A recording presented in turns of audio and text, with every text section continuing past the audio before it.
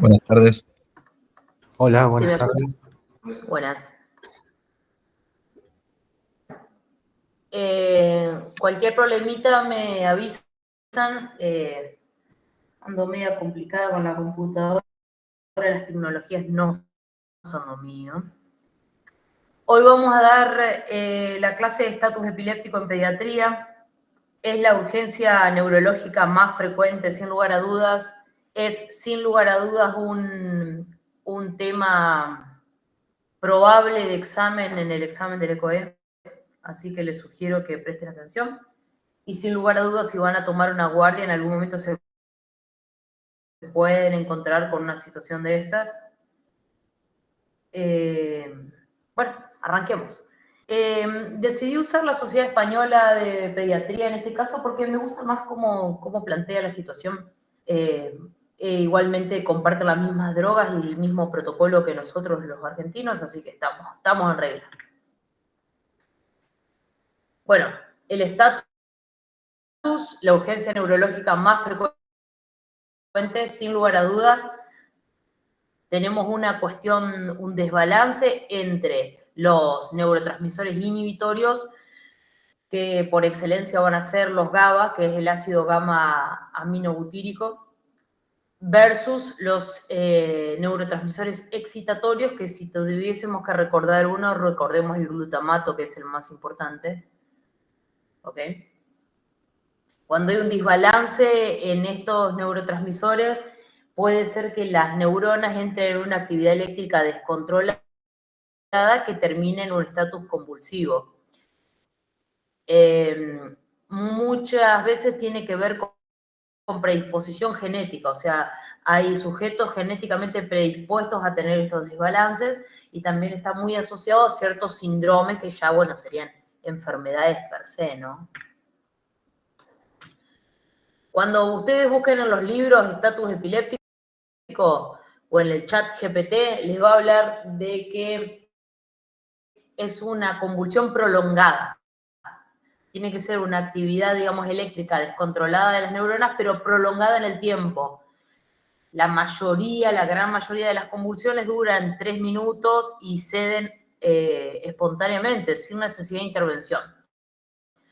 Sin embargo, el estatus epiléptico es cuando minutos puede ser mucho más, que sean otros episodios de convulsión más cortas, que entre episodio y episodio el sujeto no recupere completamente la conciencia. A estos episodios se les llaman subintrantes. Entonces, el estatus epiléptico es una convulsión prolongada, más de 30 minutos, o varios episodios subintrantes. ¿Cuál es el problema del estatus epiléptico? Que esta actividad neuronal tan descontrolada produce finalmente daño y produce secuelas a largo plazo. Primero y principal, pensar en la muerte. El estatus epiléptico es una emergencia y puede devenir a la muerte del paciente. Y en caso de que no mueran, pueden quedar dañados. Puede haber retraso, puede haber alteraciones de la conducta, que queden con convulsiones recurrentes, que haya atrofia cerebral, sangrado cerebral. Entonces, es una situación a corregir. En el 2015 se larga esta nueva definición. Te dicen de que si vos pudieras establecer una línea temporal de la convulsión, cuando el sujeto empieza a convulsivar, los primeros 5 minutos de convulsión, es probable de que la convulsión ceda sola y no deberíamos intervenir, porque es muy probable que ceda sola. Lo ponemos de costado en posición de seguridad y el paciente es muy probable que deje de convulsivar sin ningún tipo de intervención médica. Más allá de los 5 minutos de duración de la convulsión, ya te habla de que el estado epiléptico está establecido y que es muy difícil de que si no se dio en los primeros 5 minutos, ceda luego de los 5 minutos. Entonces ya habría que iniciar tratamiento porque es muy probable que esta actividad eléctrica continúe y no la podamos frenar. Y cuando esta convulsión continúa y llega finalmente a los 30 minutos de convulsión, que es cuando realmente nosotros establecemos la definición de estado epiléptico, ya el paciente está en un estado refractario. ¿Qué quiere decir refractario? Que aunque mediquemos, el estado epiléptico ya no lo vamos a poder revertir. Y ahí comienza el daño neuronal. Entonces acá surge una cuestión. Si nosotros esperamos digamos, la definición tradicional de estado epiléptico y esperamos los 30 minutos reglamentarios para considerarlo un estado epiléptico y para actuar, ya estamos en estado epiléptico refractario. Esto concluyeron en el 2015. Entonces, ¿qué vamos a hacer? A partir de ahora, aunque el concepto de estado epiléptico se mantiene, la definición se mantiene, nosotros tenemos indicación de empezar a actuar si la convulsión lleva más de 5 minutos y no cede sola. Si la convulsión lleva más de 5 minutos y no cede sola, tenemos la potestad de actuar. Acá la cuestión es la siguiente. Cuando trae una madre un niño convulsivando a la guardia o cuando nosotros nos llaman en la ambulancia que hay un niño convulsivando a la escuela y vamos a fondo, nadie te sabe precisar cuando llegas hace cuántos minutos el paciente está convulsivando. Vos le preguntás a la madre y la madre en su desesperación no tiene ni idea hace cuántos minutos. Imagínate, vos le preguntás cuántos minutos hace que está convulsivando el niño. Y la madre no tiene ni idea. Entonces yo les pregunto a ustedes, ¿cómo nosotros podemos definir cuándo pasaron los 5 minutos reglamentarios y ya podemos empezar a administrar un tratamiento? ¿Cómo nosotros vamos a definir los 5 minutos?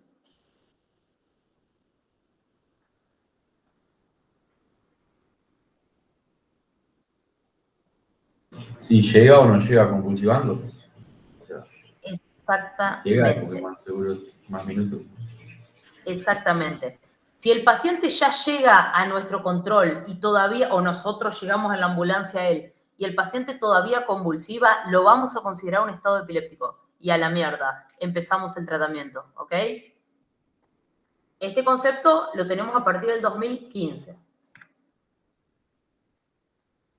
Bueno, ¿por qué el estado epiléptico es una amenaza a la vida? Por lo que ven acá. La neurona va a tener mayor necesidad de oxígeno y glucosa, va a empezar a haber anaerobiosis en las células y producción de lactato, va a haber hiperglucemia, todo esto va a llevar como consecuencia el aumento de la presión intracraneana. El paciente va a estar hipertenso, va a estar taquicárdico, esto eventualmente va a llevar al edema de pulmón y va a haber hipersalivación, vómitos y también hipertermia. El paciente probablemente, si lo dejamos convulsivando, se broncoaspire y tenga mioglobinuria y haga falla renal. Entonces, todo esto, si nosotros dejamos el estatus epiléptico establecido, es decir, el refractario, vamos a tener una amenaza inminente a la vida. ¿Por qué el paciente puede entrar en estado epiléptico? Por todo lo que ven acá. Pero siendo las más frecuentes, la febril.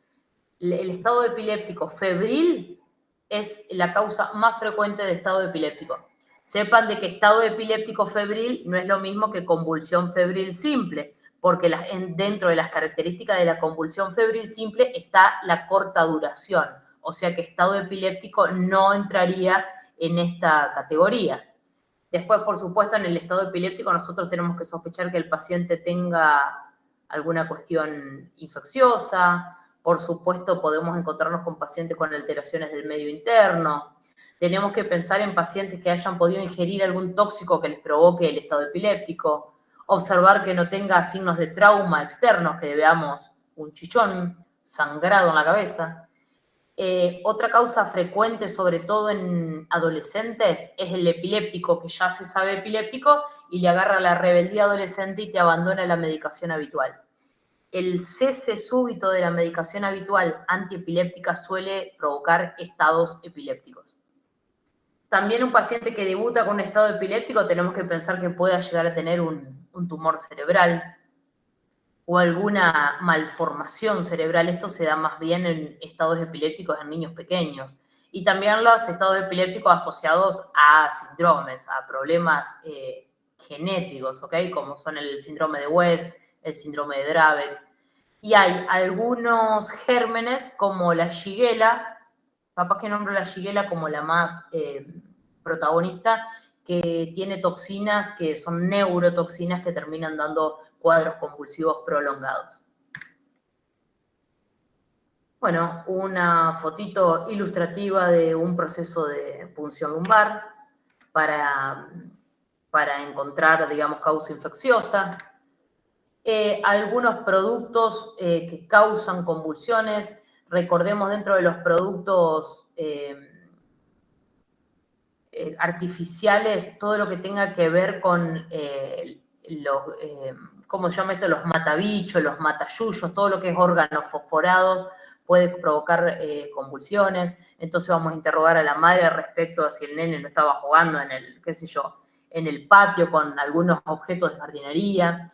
Y después existen tés, o sea, productos naturales como el té de anís estrellado, que se usa mucho para el tratamiento de la diabetes en los viejos y provoca grandes intoxicaciones y provoca cuadros de estado epiléptico.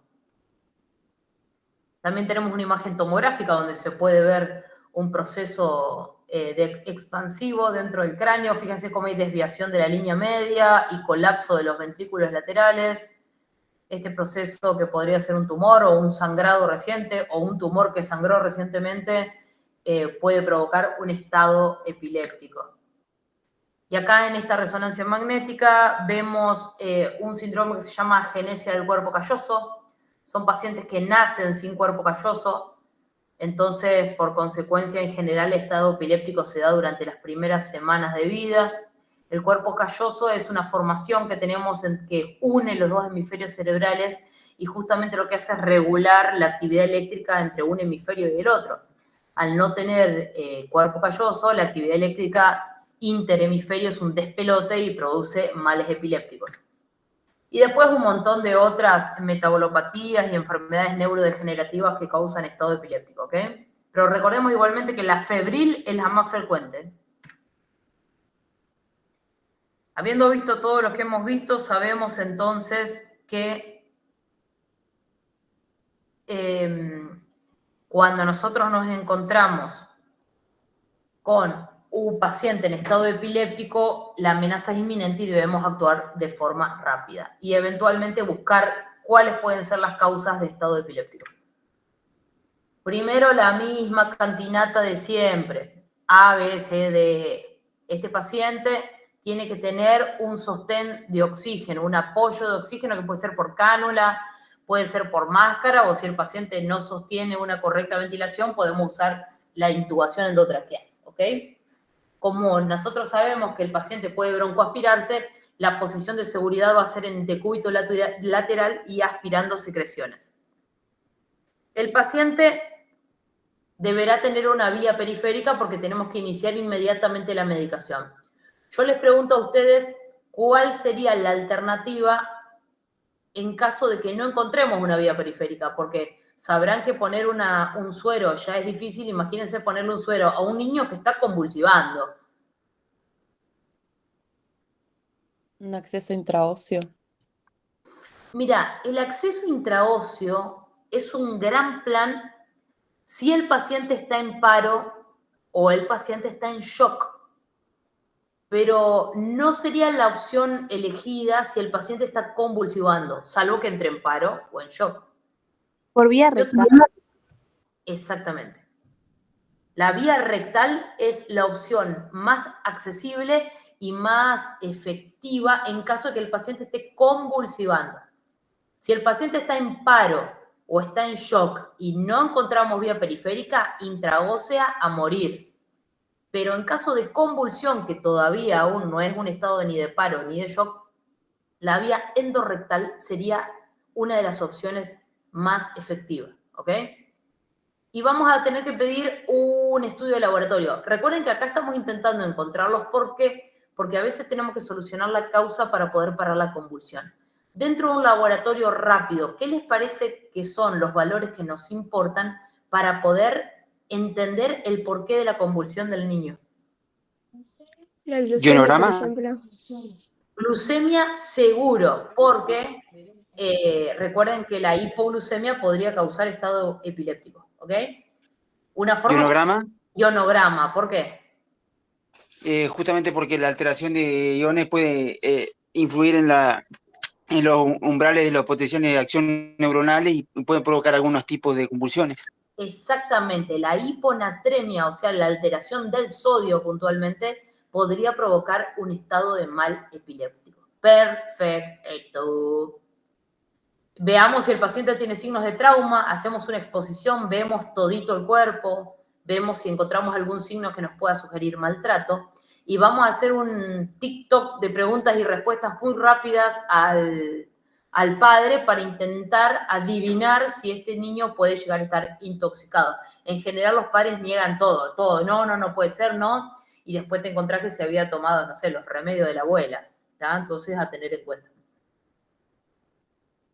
Vamos a hablar netamente del tratamiento. Cuando nosotros hablamos de protocolo, de estatus convulsivo, hablamos de líneas de tratamiento. Lo primero que vamos a repasar es la primera línea de tratamiento, que son las benzodiazepinas. Las benzodiazepinas, ¿cómo actúan? Potencian la neurotransmisión GABA. La neurotransmisión GABA dijimos que era la parte inhibitoria más fuerte que tenemos en el cerebro. Entonces, al actuar sobre los neurotransmisores GABA, la idea es bajar esta actividad eléctrica hasta poder abortarla, ¿ok? Se administra de muchas maneras. Tenemos medicamentos que se pueden endovenosos, intramusculares, endorrectales. Tenemos medicamentos intranasales, pero eso es muy raro de ver en el medio público. Y son muy efectivas porque arrancan a actuar rápido y porque traspasan la barrera hematoencefálica. Entonces, nos vienen al pelo para lograr un efecto inmediato a nivel cerebral.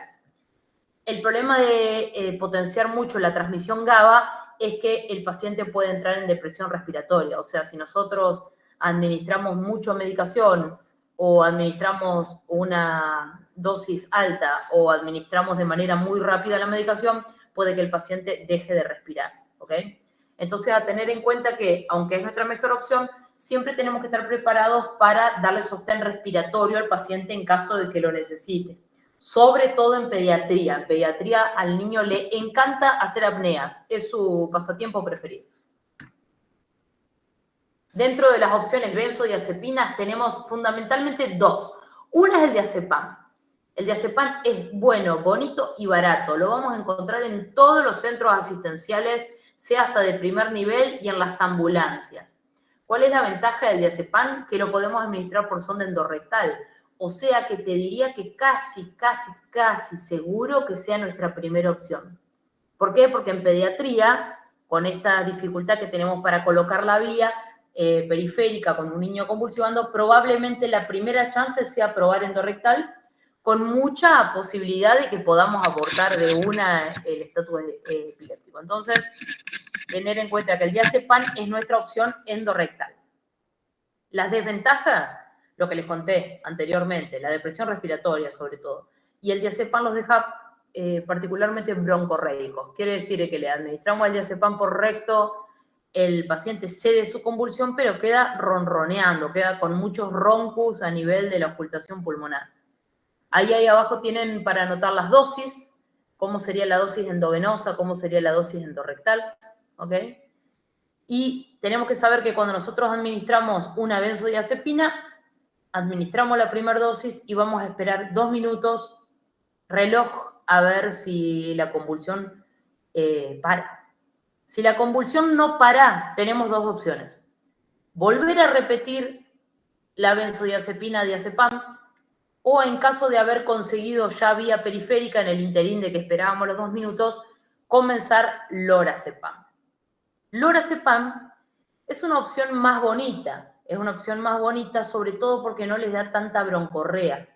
O sea, el paciente no queda tan moquiento después de administrar lorazepam y tienes menos posibilidades de que te haga una depresión respiratoria. O sea que el lorazepam parecería una opción más bonita. El problema del lorazepam es que no lo podemos administrar endorrectal. Entonces, sí o sí, tenemos que tener una vía periférica. Y el otro problema del lorazepam es que requiere conservarse en heladera. Entonces ya de cajón sabemos de que en la ambulancia no lo vamos a tener, ¿ok?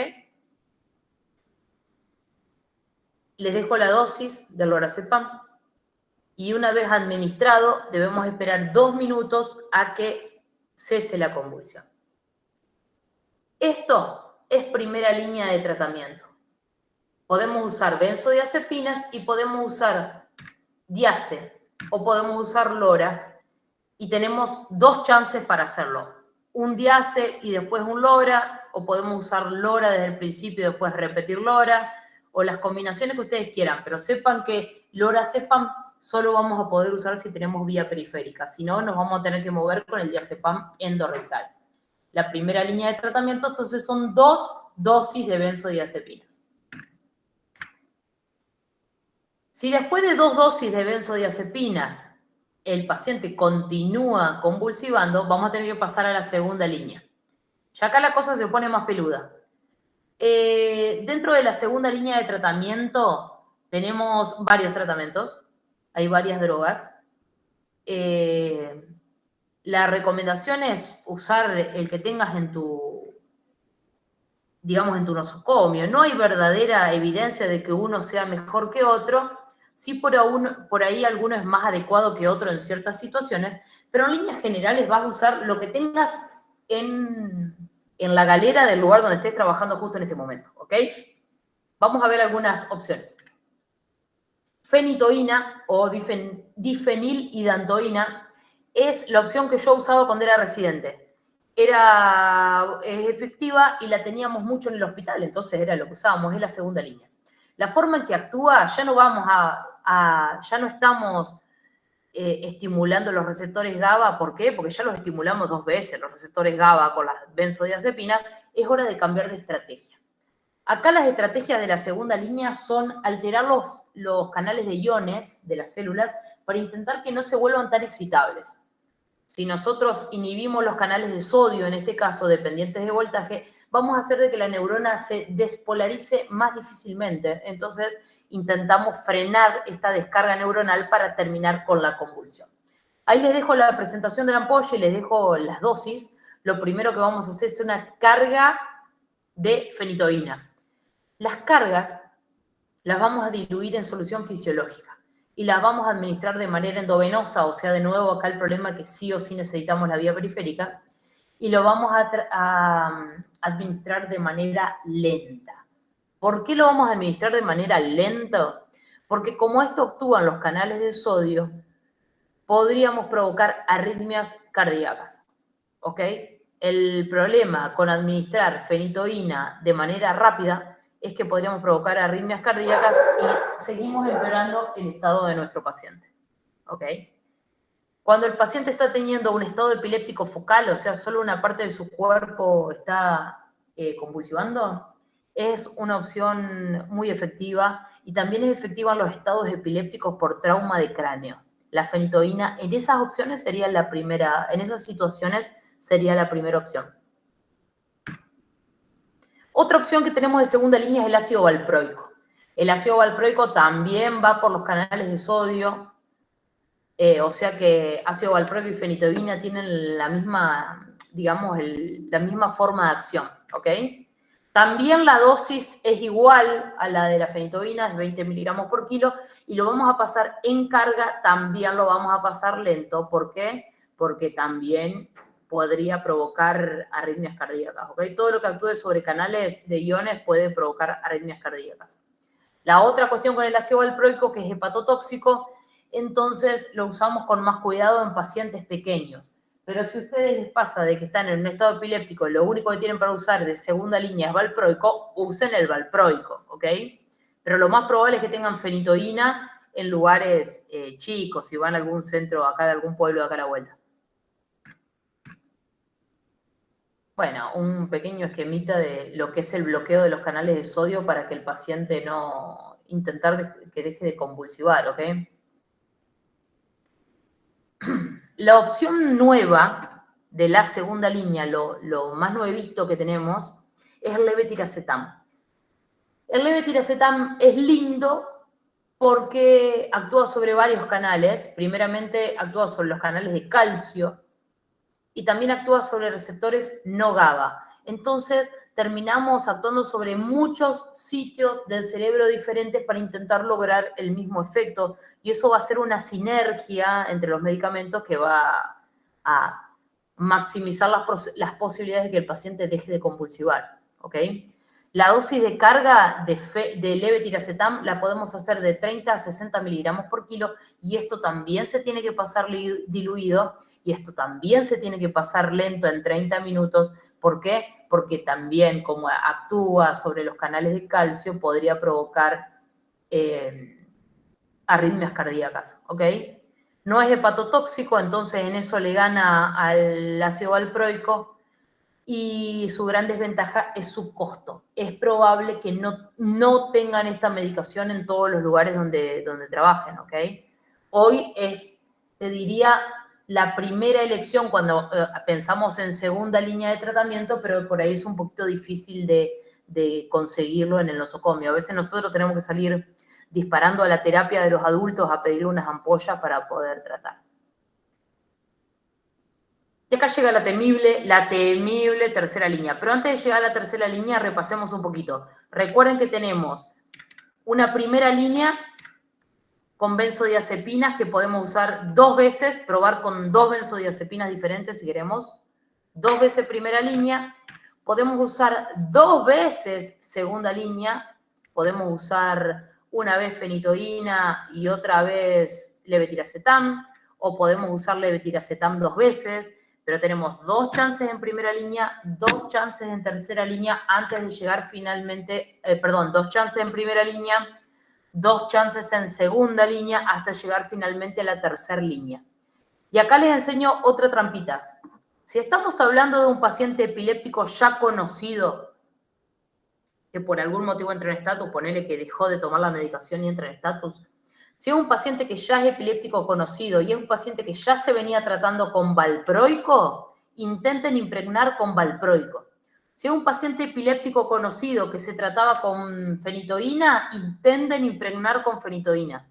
Como que si ya recibía un tratamiento, intenten impregnarlo con eso mismo que él ya recibía, si es que lo tienen a mano en el hospital donde estén. Si no, prueban con cualquier antiepiléptico que tengan en el hospital, ¿ok? Hoy, en general, la primera opción nuestra es el levetiracetam en el JJ Urquiza. Finalmente, tercera línea. Acá ya estamos hablando, por supuesto, de un paciente que ya superó ampliamente los 30 minutos de convulsión. Es un paciente que las complicaciones ya están presentes. Es un paciente que va a tener daño neurológico. Entonces, nos ponemos agresivos, más agresivos con el tratamiento. Nuestro objetivo es deprimir tanto el cerebro del paciente que el paciente deje de convulsionar, inducirlo al coma para que el cerebro deje de recibir descargas eléctricas descontroladas, ¿ok? Cuando ya estamos hablando de tercera línea, estamos hablando de que al paciente debe ser protegido en su vía aérea, el paciente debe ser ventilado, porque con toda la medicación que le venimos pasando, más lo que le vamos a pasar ahora, es probable que el paciente deje de respirar. Lo estamos induciendo al coma, ¿ok? Acá les puse ilustrativamente unos laringoscopios con ramas de Miller, que son las rectas que usamos los más chiquititos, y ramas de Macintosh, que es lo que usamos en los más grandecitos y en los adultos. Y les doy las opciones de tratamiento. Tenemos el fenobarbital, que es lo que más se usa, que es un barbitúrico. La idea es bajar la actividad cerebral a 0. La carga también es de 20 miligramos por kilo y también lo vamos a administrar de forma lenta, diluido en fisiológico. Y la otra opción que usamos mucho es el midazolam, que vuelve a ser un agonista GABA, vuelve a ser una benzodiazepina, pero esta benzodiazepina solo se usa en tercera línea. Midazolam solo se usa en tercera línea. ¿Por qué? Porque produce mucha depresión respiratoria, entonces no lo vamos a usar en primera línea. Esas son las opciones de tratamiento que tenemos en tercera línea.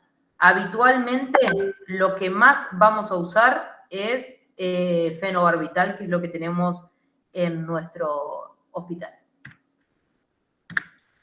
Y así, digamos, terminamos lo que es el protocolo de tratamiento de estatus epiléptico. ¿Tienen alguna pregunta?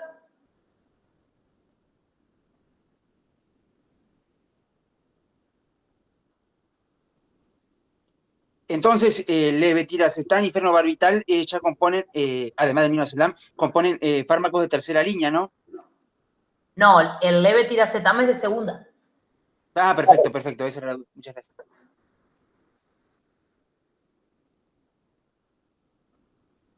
¿Alguna vez vieron un estado epiléptico en el HOSPI o donde sea que estén rotando?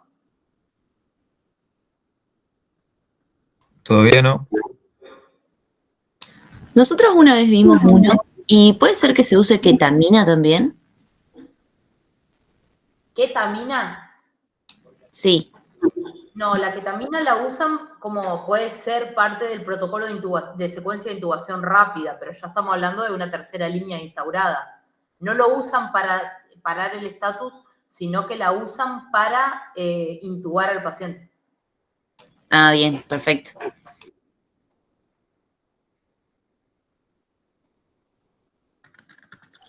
Una consulta. Dime. En el caso de llegar a la tercera línea, que obviamente van a requerir intubación el paciente, ¿a esa droga también se le suma succinicolina? Mira, la succi en pediatría es medio mala palabra, porque está muy asociada a deterioro cardiológico, pero lo cierto es que lo usamos. Nosotros usamos mucho succi para intubar, porque al no ser formados en terapia intensiva, a veces siempre está la chance que vos no puedas intubar al paciente. Y la succinicolina, la ventaja que te da es de corta duración. Entonces, vos le pones la succi, el paciente queda paralizado y vos intentás intubarlo y de última, si no lo podés intubar, el paciente lo bolseas unos minutos y va a volver a respirar solo. La parálisis dura muy poquito. Entonces te ayuda si sos medio nabo para intubar porque de última, si no te sale, el paciente vuelve a ventilar solo. Pero lo cierto es que si vos vas y le decís esto a un terapista, te pega un piñazo y te dice que uses pancuronio o becuronio. Pero el becuronio y el pancuronio, el problema que tienen es que son de acción prolongada, duran como 12 horas. Entonces, la realidad es que nosotros, que no estamos formados en intensivismo, no usamos ese tipo de despolarizantes por el miedo de no poder intubarnos y quedarnos con el paciente, digamos, paralizado. ¿Me explico? Sí, sí. Pero me dio mala palabra, eso es lo cierto. Succi yo la uso un montón, pero es re mala palabra. La uso pero en secreto, como fumar porro. Claro, pero mi pregunta iba abocada a que si, o sea, hay que hacer una relajación muscular para intubarlo. En la mayoría de las veces sí, te va a facilitar mucho. Si son muy, muy chiquititos los pacientes, si es un bebé, por ahí no necesitas relajarlo porque son blanditos y podés ver la vía aérea bien. Pero la verdad que si sos medio nuevo y querés hacerlo cómodo, tenés que relajarlo, ves todo mucho mejor, trabajás mucho mejor. Además vos pensás que el paciente convulsivando capaz que está con la boca cerrada, con la mandíbula cerrada. Entonces, sí, si en líneas generales te diría, sí, el paciente para intubar hay que relajarlo, le haces menos fuerza, trabajás mucho más cómodo. Listo, gracias. Nada. ¿Puede ser que se use solamente una vez la benzodiazepinas y después se pase a fenitoína o a segunda línea? No, no, el protocolo marca 2 chances de primera línea, 2 chances de segunda. Y Lala, en el caso, por ejemplo, de que justamente llegue, por ejemplo, un paciente convulsionando, por ahí lo que son, bueno, la Asociación Española dice de que las benzodiazepinas funcionan justamente en los primeros 5 minutos. Si llega un paciente convulsionando y nosotros sospechamos que en sí ya está en estatus, o sea, que ya la convulsión ya viene hace un rato, digamos, ¿sí o sí conviene empezar con benzodiazepinas o ya se puede pasar a una segunda línea? No sé si se entiende mi pregunta. Sí. No, el protocolo arranca siempre empezar por primera línea. Joya. Entonces ahí hacemos, por más de que ya llegue convulsionando y se sospeche que lleve más tiempo, se hacen las 2 dosis de benzodiazepina y después se pasa a la segunda línea si no funciona. Ponele que te lo traen de casero convulsivando, que vos decís, ya es un montón que está convulsivando. Sí. El protocolo se respeta, digamos, el orden. Por más que vos asumas que ya está refractario. Bárbaro. Yo tengo otra pregunta. ¿Cómo sería la conducta después de resuelto el episodio y el seguimiento? Bien. Cuando el episodio cede, el paciente va a quedar posictal y alevoso porque le tiraste toda la droguería encima. Te vas a sentar al ladito del paciente. Primero te vas a sentar al ladito de la mamá y le vas a volver a preguntar si no venía con fiebre, si venía con moco, con diarrea, con sangre, si estaba jugando con los matayuyos en el patio, algo que te dé información. Si estamos hablando de algo infeccioso, si estamos hablando de algo tóxico, si le dio tecito de anís estrellado. Y una vez que te niegue todo, que si se tomó las pastillas de la tatarabuela, te va a negar todo. Una vez que te niegue todo, te vas al lado del pibe, buscas signos meningios, sacás sangre. Entre medio del protocolo ya le hiciste un hemoglucotés a ver si no estaba hipoglucémico. Y tenés que encontrar una causa, una justa causa. Vos pensás que dentro de lo más probable, febril, infeccioso, o sea que probablemente punción lumbar adentro, vas a descartar tumores, o sea que le vas a hacer una imagen, tenés que hacer una tomografía y tal vez en alguno una resonancia magnética después. Vas a preguntarle por antecedentes, capaz que resulta que este pibe ya hizo un estatus convulsivo cuando era chico, o tiene algún síndrome, o tiene un hermano que es epiléptico, pero fundamentalmente en el momento descarta causa tóxica, traumática, metabólica, tumoral, infecciosa y haces el tratamiento oportuno. Y un electroencefalograma se pediría después de descartar todo eso, ¿no? Sí, le pedís como parte del estudio. Sí. Y, Por supuesto que de internado. sí, obvio. ¿Y cuántas horas más o menos dejamos? Mínimo, 12 horas. Lo habitual es que vos supongas que dentro de las 24 horas puede volver a ser un estatus, es como el momento más vulnerable. Entonces, sí o sí, un día se queda mínimo. En general se quedan más porque o le estás bajando la fiebre y no lo vas a alargar con fiebre, porque fue un estatus febril, o le encontraste una meningitis y la vas a tener que tratar con antibióticos, no sé, 500 días, o tiene una masa tumoral en la cabeza y hay que operarlo, o sea, como que en general siempre terminan quedando más días que ese día de, digamos, reglamentario para ver si vuelve a ser el estatus. Y siempre se van medicados. El estatus siempre se va finalmente medicado con algo de su casa de mantenimiento. Bárbaro. Una pregunta más. ¿La tercera dosis de benzodiazepina entonces no se da? O sea, después de la fenitoína, por ejemplo. No, vos sabés que hay protocolos que la marcan y no se usa. Es más, Bueno. está asociado como a mucha depresión respiratoria. ¿Por qué si probaste 2 veces y no anduvo, probarías una tercera con digamos, con los efectos adversos que tiene? Por eso se cambia de línea cada 2 chances, como que vos buscas sinergia de los mecanismos de acción. No, sí, yo sé lo que decís y hay médicos que lo usan en el HOSPI, pero no es el protocolo. Digamos, tenés más chance de cagarla que de lograr algo lindo. Imposible. Ok, gracias.